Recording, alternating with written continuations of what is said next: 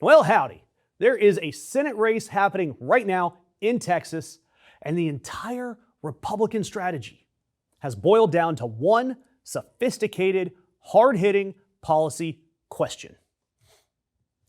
Is the Democrat we're running against too girly? That's it. That's their entire campaign. Ken Paxton's first general election ad ends on a kicker.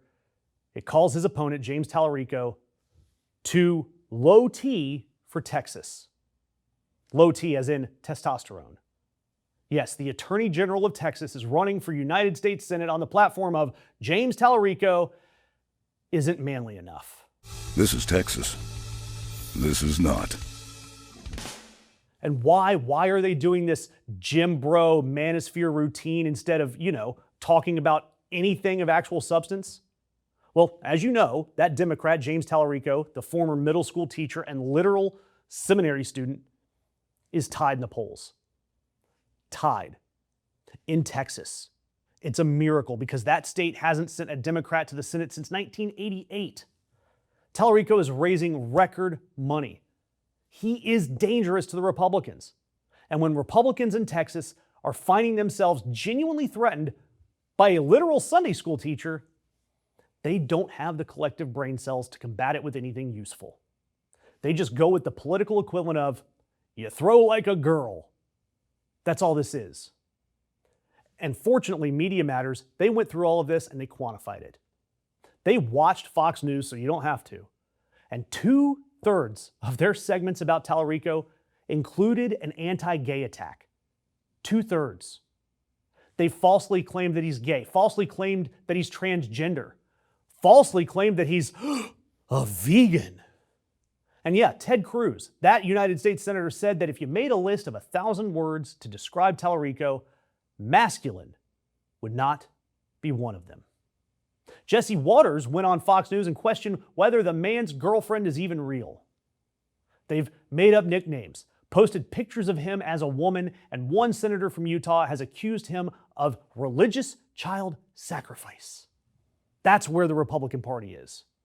And every bit of it, it's the same coward move, smearing your opponent by sliming an entire group of people that you think it's still safe to slime. Women and the LGBTQ plus community. It's gay baiting. And it's happening because they've got absolutely nothing else. But thankfully, predictably, it's not working. Telerico, he doesn't flinch. And frankly, his comebacks, they're better than the GOP's entire ad budget. When Jen Psaki asked him about these masculinity attacks, he didn't get defensive at all. He just smiled and said, real men serve others. Weak men serve themselves. And then he reminded everyone exactly who it is that's lecturing him about toughness. People like Ted Cruz, the man who fled to Cancun on a beach vacation while his own constituents froze in the dark because their grid collapsed. Telerico's line writes itself, and he knows it. Nothing, he said, is more masculine than leaving millions of Texans freezing while Ted Cruz runs off to Cancun. These men like Cruz, like Trump, like Paxton, they're not real men. Because real men, Telerico's quote, they don't lie and cheat their way through life, they don't sell their soul to the highest bidder, and they don't steal from other people in order to enrich themselves. Call me old-fashioned, but a man takes responsibility. He upholds his commitments to his family and his neighbors, and he does what's right even when no one is watching. Here's what real men don't do. They don't lie and cheat their way through life. They don't enrich themselves by stealing from other people. And they don't sell their soul to the highest bidder. Real men serve others. Weak men serve themselves. Mic drop right there.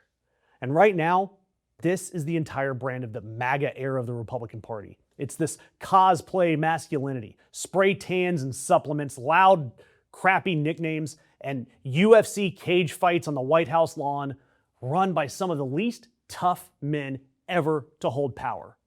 Men who faint at a subpoena and run from snowstorms. a literal snowflake. And as Telerico put it, you've got a bunch of old guys lathered up in fake tan, throwing cheesy nicknames at each other, and not one of those nicknames lowers the price of a single bag of your groceries. So yeah, the party screaming low T and weak is the party of a man who sat and watched January 6th unfold on TV for 3 hours and didn't lift a damn finger. It's the party of a senator who abandoned his frozen constituents so he could lay on a beach chair in Cancun. It is the party whose idea of strength is a 80-year-old in bronzer hosting a cage match on his birthday. They aren't tough. It's just cosplay is tough, and they're doing it badly.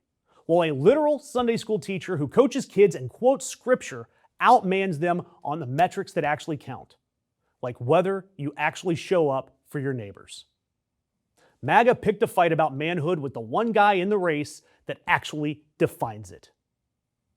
They aren't showing strength. When a party that controls everything decides that their closing argument against a school teacher is, he's not manly enough, they're telling you in big, flashing neon signs, they can't win. They can't win if it's fair, and they can't win if it's on merit. So they're trying to win an argument about his testosterone instead. Right now, he's tied in the polls in Texas, and the GOP is terrified. And the only thing they have is homophobia. And I'm going to be keeping score on this one, and I want you to do it with me because it is going to be a fun run to November in Texas. So hit that notification bell and stick with us the entire way.